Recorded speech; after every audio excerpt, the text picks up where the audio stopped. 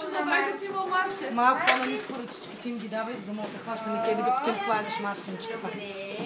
Я сега да видим тук. Марти, виж къде е зайчето. Добре. После ще ти прикача. Че хубава Марченчка, леко да не Ала, чакай така. Я баба Марче. Виж как стои Марче, ма боже, моята не мога да направя снимка на дете.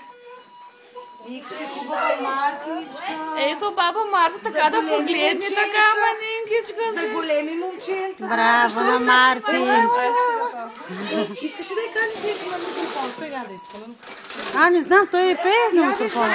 Какво ще пееш на микрофон? Виж какво е моето Марти. Ела да изпееш нещо. Изпей, мила моя мамо, айде. Изпей, мила моя мамо. Давай. Силно. Я да му я пусна, чакай. Айде. Пей, мамо. Къде ни е това? Айде, Мелиса. Мелиса. Там ли?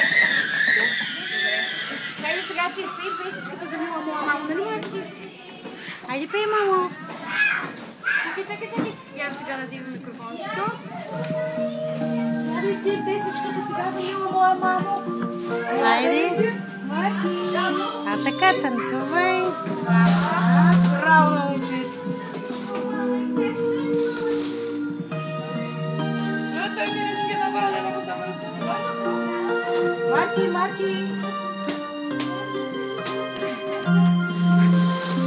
Ще започнем ли да пеем? Да.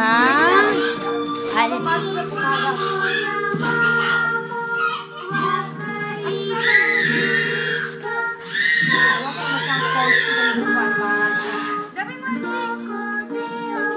Айде, справи се, айде, пей. Айде прави чак.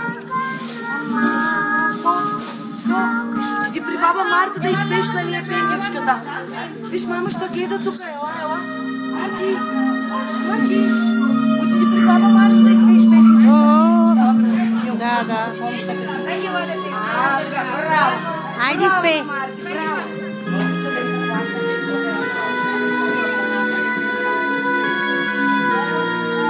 Марти, виж къде съм.